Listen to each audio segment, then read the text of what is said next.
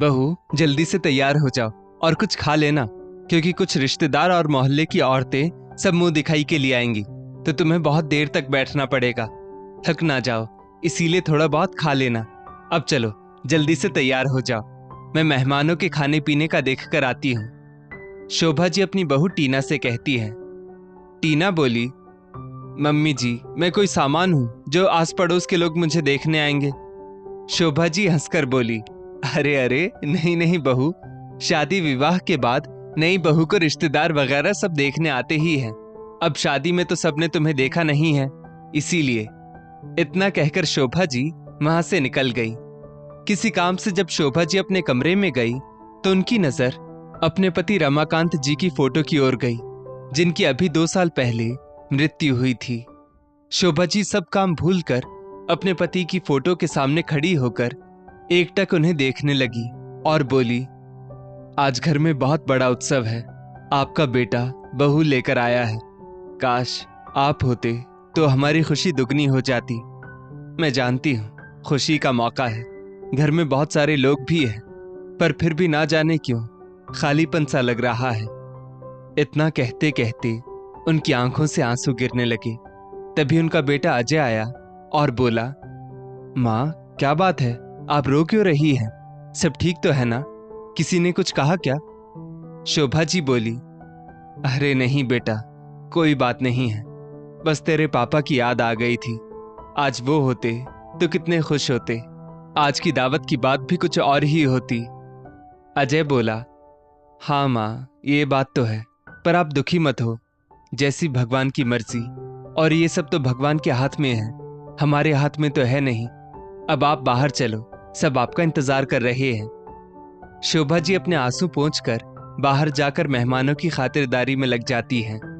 पिछले 2 साल से अपने पति के जाने के गम को वो अपने बेटे की खुशी के पीछे ही तो छुपाती आ रही है, तो आज भी उन्होंने वही किया। शादी से भरे घर में सभी नई बहू को घेरे बैठे थे। शोभा जी बीच बीच में टीना से पूछ लेती थी कि तुम ठीक तो हो ना? टीना मुंह बनाकर बोली, मुझे ये सब बिल्कुल पसंद नहीं आ रहा। हर कोई मुझे हाथ लगाकर ही क्यों बात कर रहा है? दूर से भी तो मुझे देख सकता है। और ये क्या है, कोई 100 रुपए तो कोई 200 रुपए मुझे हाथ में देकर जा रहा है। क्या यहाँ आपके सभी रिश्तेदार इतने गरीब हैं? अगर हैं तो मुझे इनके सामने आपने बिठाया ही क्यों? और ये लोग कब जाएंगे? कब होगा ये दिखाने का कार्यक्रम खत्म? बेचारी शोभा जी का मुंह इतना सा हो गया, फिर भी उन्होंने कुछ नहीं कहा। 2 दिन बाद जब सब मेहमान चले गए तो शोभा जी ने बहू बेटे को एक जगह बिठाया और बहू से बोली, बेटा टीना, अब ये घर तुम्हारा है, तुम्हें इसे संभालना है, तो ये लो घर की चाबी। टीना बोली, चाबी? माँ जी, ये चाबी आप मुझे क्यों दे रही हैं? ये आपका घर है तो आप ही संभालिए, मुझे किसी और का घर संभालने का कोई शौक नहीं है। और अजय, तुमने माँ जी को बताया नहीं कि शादी के बाद हम अपने नए फ्लैट में रहेंगे? शोभा जी ने अजय की तरफ हैरानी से देखा और बोली, बेटा अजय, ये बहू क्या कह रही है? मैंने इतने अरमानों से तुम्हारी शादी की थी और तुम दोनों पहले ही मुझे छोड़कर जाने का प्लान बनाकर बैठे हो। इतना कहते कहते शोभा जी रोने लगी। अजय बोला, माँ ऐसी कोई बात नहीं है, आप तो जानती ही हो कि टीना नए ख्यालों की लड़की है, इसलिए इसने कहा था कि शादी के बाद हम अलग रहना चाहते हैं, तो मैंने भी हाँ कर दी थी। यहाँ ये एडजस्ट नहीं हो पाएगी माँ, और हम आपसे कभी कभी मिलने आया तो करेंगे ही, और अगर आप चाहो तो कुछ दिन के लिए आप हमारे साथ रहने आ सकती हो। बेटे की ये बात सुनकर शोभा जी को बहुत बड़ा झटका लगा। उन्होंने दुखी होकर कहा, तुम्हारे पापा का स्वर्गवास हो चुका है और मेरा इकलौता बेटा भी अब मुझे छोड़कर जाना चाहता है। अब मैं यहाँ के लिए किसके सहारे रहूंगी? क्या तुम दोनों ने कभी सोचा? बेटे अजय के पास कोई उत्तर नहीं था और टीना अपनी सास की बात को अनसुना करके अपने कमरे में चली गई। शोभा जी भी रोते हुए अपने कमरे में चली गई। 2 दिन बाद अजय और टीना अपने नए घर में चले गए और जाते समय अजय ने माँ से कहा, माँ मैं आपसे मिलने आता रहूंगा और पैसे भी भिजवाता रहूंगा, और हाँ, कोई दिक्कत हो तो फोन कर दीजिएगा। शोभा जी बोली, बेटा तुम मेरी चिंता मत करो, तेरे पापा इतना कुछ छोड़कर गए हैं कि मैं जीवन भर सुख से रह सकती हूँ। गलती मेरी है, तुमने मुझसे कोई वादा नहीं किया था। फिर मैं तुमसे उम्मीद कैसे कर सकती हूँ? अब जिससे वादा किया है उसके साथ निभा लो, और अब तुम जाकर अपनी गृहस्थी बसाओ, मेरी चिंता छोड़ दो। अजय और टीना चले गए। उनके जाने के बाद शोभा जी फूट फूट कर रोई, लेकिन अब कौन था जो उनको चुप कराता? इसलिए वो रोते रोते कब सो गई उन्हें पता भी नहीं चला। जब वो उठी तो छत पर जाकर बैठ गई। इसी तरह कुछ दिन बीत गए। अजय ने अपने नए घर जाकर एक बार भी अपनी माँ का हालचाल नहीं लिया और ना ही उनसे बात करने की कोशिश की। बेटे के इस व्यवहार से शोभा जी बिल्कुल टूट सी गई थी।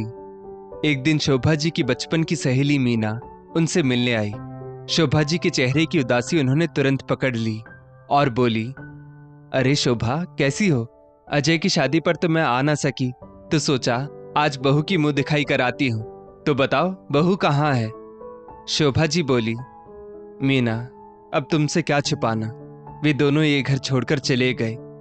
मीना जी ने कहा, क्यों? तो शोभा जी ने कहा, बहू मेरे साथ नहीं रहना चाहती है। वो नए ख्यालात की लड़की है, वो अपना एक अलग घर बसाना चाहती है। शोभा जी की बात सुनकर मीना जी को बहुत गुस्सा आया। वो बोली, शोभा, इतनी बड़ी बात हो गई और तुमने मुझे बताया भी नहीं। खैर, आजकल के बच्चों के लिए माँ बाप बोझ हो जाते हैं।